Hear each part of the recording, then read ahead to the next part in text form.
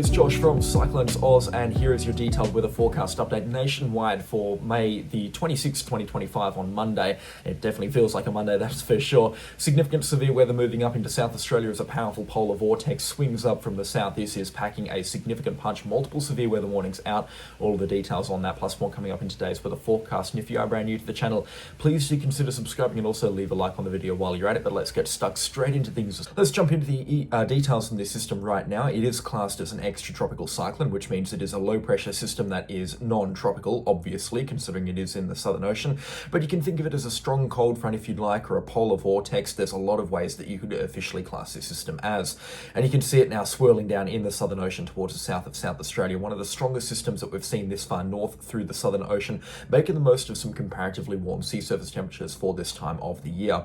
Making this imagery look a little bit more normal so you can see the South Australian coastline. It's now starting to bring the main cold front, the frontal band, so those showers and the very strong gusty winds towards the South Australian coastline. They blew through late last night, but not in a very dramatic fashion, and you can probably also see now quite clearly why this cold front is not expected to bring much in the way of rainfall, unfortunately, to drought-impacted areas through South Australia. It is now beginning to cross the coast, or at least those very damaging and locally destructive winds. They've blown through parts of the Eyre Peninsula overnight, the west coast of the Eyre Peninsula getting absolutely thrashed right now with strong winds. Down south of Streaky Bay, we're looking at winds coming out of the northwest at 57 kilometres an hour, and this station I know for a fact is quite protected. 70 kilometres an hour winds out of the west at Neptune Island, and wind gusts likely a lot stronger than that, and multiple wind observations into the western half of Victoria now pushing 50, 60, even 70 kilometres an hour into the high countries around Victoria and into New South Wales. Winds at Thredbo now 76 kilometres an hour, so this is a widespread damaging, locally destructive wind event at this point in time, and a very, very powerful low pressure system to go with it as well. If we pause on the latest satellite and radar imagery, this is a low pressure center vortex at this point in time. We've got a low pressure center here, and then multiple smaller low pressure centers down towards the southern side of the main one, another one on the back side of the system here, and these intense speckled clouds moving through the Great Australian Bight at this point in time. And each and every one of these intense speckled thunderclouds carries some very significant severe weather. So it is certainly time to hunker down if you're across South Australia and you've got the means to do so. It is going to be a very, very rough 36 hours, that's for sure. Some of these showers also are packing a punch down here towards Victoria Harbour, just into the south of Adelaide here, about an hour or two south of Adelaide. We're looking at some pretty heavy falls from these showers here, so they certainly do pack a punch, and accompanied with damaging winds. These are going to feel like severe thunderstorms when they come through.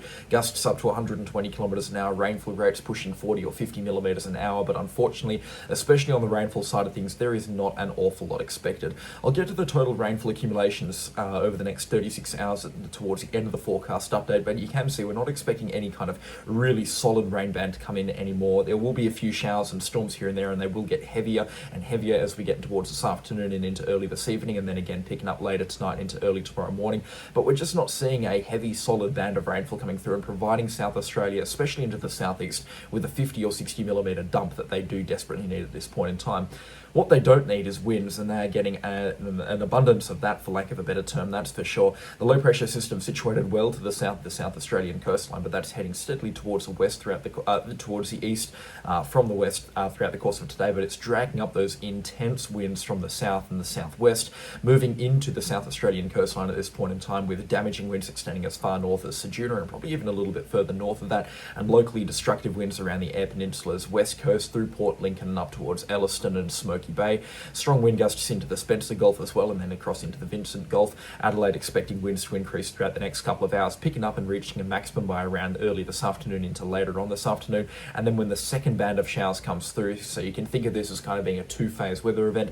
There will be some severe weather throughout the course of this morning, but that will ease off temporarily throughout the later hours of this afternoon, and then much more severe weather coming through later tonight into a bit of a funnel, actually. So instead of being so widespread, the severe weather is going to kind of contract for locations between Ceduna down to the Spencer Gulf, so including Elliston, Streaky Bay, Smoky Bay, Port Lincoln, Port Augusta, and then into the Spencer Gulf itself and up to about Whyalla. We're going to get a bit of a severe weather funnel moving through these areas as well, and then severe weather redeveloping as you get down towards the Victorian coastline later on tonight as well.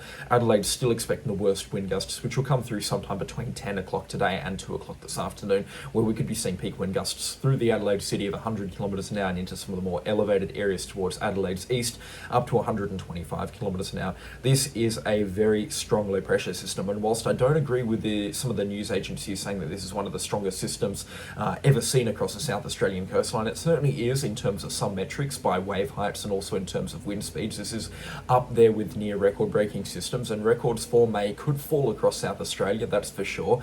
I do feel that that is a great way of overstating the system here. It definitely has been hyped up, but it is quite a significant weather system, and I imagine it is going to live up to some of the hype that mainstream media is giving this system at this point in time. But I just thought that I'd add my 2 cents worth in there, just so that people are aware that this system is probably being talked up maybe a tad beyond what it is actually worth at this point in time. Damaging winds easing out of South Australia through early Tuesday morning, but after about sunrise, winds will contract to a small strip of the coastline between the Murray River outlet down to Robe and Mount Gambier, and then that will clear out pretty much completely as we get towards tomorrow afternoon. Damaging winds developing across the eastern half of the Victorian coastline through the Gippsland area out towards Malakuta, and then across the east coast of Tasmania, and then very strong winds expecting to develop into the Tasman Sea through Tuesday and into Wednesday as a massive low pressure system heads over towards New Zealand, and this will likely be a severe weather event in itself, not only for New Zealand, which are expecting an absolute thrashing from this into the middle parts of this coming week, but along the New South Wales coastline as well. I imagine hazardous surf conditions will be quite apparent across the New South Wales and the Victorian coastline as this low pressure system gets itself going, and yeah, you can really see it on this map here. This is maximum wave heights that we're expecting at any particular time. You can already see they are huge, sweeping around on the backside of this system here, between 10 to 15 seconds with a wave period pushing 10 to 15 metres pushing with a wave period of about 14 to 15 seconds. So a lot of energy here trapped in these waves, and they're only going to get bigger throughout the remainder of this morning. They'll reach maximum probably into early this afternoon between midday and about 4 or 5 o'clock before they finally begin to ease off a little bit. We'll get that second resurgence in significant wave heights moving into the Port Lincoln area across towards Port Augusta by the looks of things, but in terms of some massive, not Port Augusta rather, but around the Port Lincoln area, we'll see some very significant wave heights throughout the early hours of tomorrow morning, but for the most part significant waves clearing out as we get through tomorrow morning. So the difference between this system here and tropical cyclone forecasting is that low pressure systems happen over a very quicker time span. So we're looking at this system here unfolding throughout the remainder of today and into tomorrow. And when we're talking about a tropical cyclone forecast, we can see them coming from about 2 weeks away, and we can start to make accurate forecasts for particular locations 5 or 6 days in advance. This system, we haven't been able to do that. That's only been yesterday when we've really had a clear picture on what this system is going to be doing, and what it's going to be doing is absolutely thrashing South Australia, and it's already well and truly undergoing that at this point in time. There's been a little bit of criticism as well, not just to me, but a lot of other weather forecasters calling this an extratropical cyclone. I've been using the term extratropical cyclone not only because it is by dictionary definition an extratropical cyclone, and you'll see that in the pinned comments as well. I'll leave it again there today. But because this system here is so strong, it does deserve recognition and something to kind of grab people's attention here and really highlight the fact that this is a significant system moving into South Australia. I wouldn't be talking about a system like this going in for South Australia if it wasn't a severe weather event, just considering the fact that they're built for it at this time of the year. But we're also talking about an event here that could be the strongest system of this year and probably the strongest system of the last 5 years for South Australia. So it really is a significant extratropical system at this point in time, giving them an absolute walloping. And unfortunately, that is not coming in the way of rainfall. All of southeastern Australia remaining parched throughout the next couple of days. There's not an awful lot of rainfall to talk about. A bit of rainfall could sweep into the northeastern parts of New South Wales, not as much for the northern rivers and the mid-north coast, but areas around Tamworth, outside of Taree and up towards the Barrington Tops could see 25 to 50 millimetres of rainfall through Tuesday and into Wednesday. But again, rainfall accumulation is not looking healthy at all, with falls between 10 to 25 millimetres through the southeastern corner of South Australia and into the western coast of Victoria, and isolated falls between 30 to 50 millimetres expected between Robe across towards Warrnambool. But at this point in time, rainfall accumulation is not looking too healthy at all across South Australia, where they do desperately need the rainfall. If there was one significant threat that we could have asked for from this system here, it would have been the rainfall, and it's everything but the rainfall at this point in time. And just one more look at this system here on the satellite imagery. It does not look like your conventional low pressure system / cold front. It is an absolute brute, that's for sure. Really giving South Australia a hard time at this point in time, and it is a very significant system, that's for sure, making some pretty crazy wind speeds at this point in time. Let's address the elephant in the room, and that's that tropical band of moisture streaming into the northwest of Western Australia up into the Kimberley and the Pilbara region. Some significant rainfall materialising out of this as well, and I feel like this has been something very well talked about for the northwest of Western Australia online, but there is quite a lot of rainfall coming through, so make sure you are staying safe, and remember, if it is flooded, forget it. The bulk of the rainfall around the northwest coastline is going to be coming through throughout the remainder of today and into early tomorrow morning. Broome expecting some pretty significant falls later tonight and into tomorrow morning as well. They could see 100 to 125 millimetres developing there.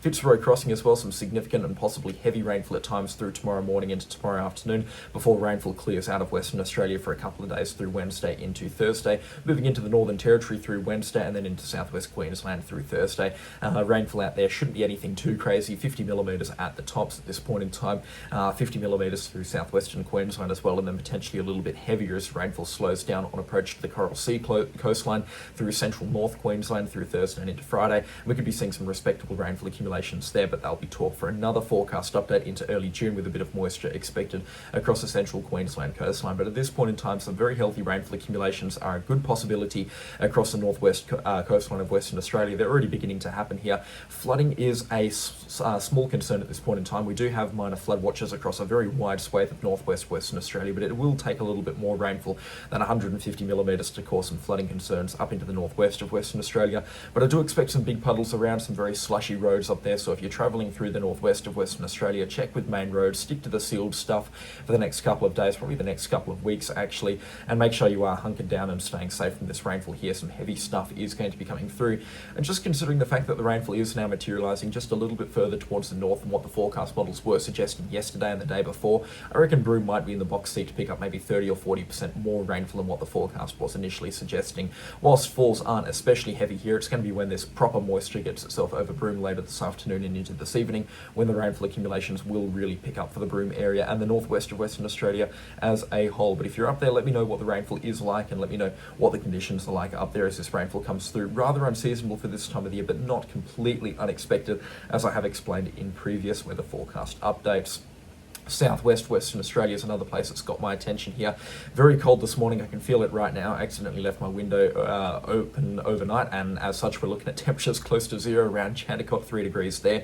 Waking up to a chilly morning into the Perth metro area as well, the airport at 4 degrees, and into some of the eastern suburbs along the hills slightly warmer. Collie East down to zero overnight, and same with Wandering, freezing conditions there, and they're starting to warm up, so they did get below freezing out there. Temperatures expected to remain cold tomorrow morning as well and into the early parts of next week, before rainfall gets back onto the forecast from about Friday onwards. A significant cold front expected to build on Friday. This one's not expected to be a big hit in terms of severe weather, but we could be seeing some rather significant and some meaty rainfall accumulations through Friday between 10 to 25 millimetres across much of the southwest corners of Western Australia, with falls as heavy as 10 millimetres into the wheat belt as well. Showers continuing in a small fashion through Saturday, and then that strong cold front that we've been talking about for the last couple of days builds through Sunday and it crosses the coast on Monday morning. A great way to spend the long weekend, that's for sure. Getting absolutely walloped through Sunday night into Monday morning into Monday night, and then rainfall and showers continuing through Tuesday and into Wednesday. This cold front here will pack a significant punch. We're expecting damaging winds, heavy rainfall, large swells, the full 9 miles from this cold front system here. It certainly will be a pretty significant one in towards early June, and this is what I classify as the winter opener, the strong cold front that normally gets the ball rolling for winter, and that should be coming through Sunday or Monday the 1st or the 2nd of June respectively. Right on time, calendar year speaking, just to start off the winter season, but in terms of the actual start of the winter season, we're looking at rainfall coming a couple of days late now at this point in time. But yeah, some pretty significant rainfall accumulations nonetheless. We could be seeing 100 mil out of that weather event there, on top of the 50 millimetres or so coming outside of that weather event. So some rather significant rainfall accumulations over the next 14 days into the southwest of Western Australia. Other significant rainfall accumulations occur, as I've mentioned, in central Queensland, but I'm going to get to that in another couple of videos. I really want to get the weather events through South Australia and the northwest of Western Australia out of the way. We could be seeing some moisture through the Coral Sea impact the Queensland coastline, but again, talk for another forecast update. On that note, that is all that I have time for today. If you have enjoyed this forecast update, then please do let me know in the comment section down below. If you haven't already, subscribe as well, and that is going to be all from me today. I'll catch you all in the next storm. Special shout out to the channel sponsors. That's what I was forgetting. Their names are on screen right now. How could I forget? I knew I was forgetting something, but that is going to be all from me this Monday morning. Enjoy the work week, and I'll catch you all in the next storm. Goodbye.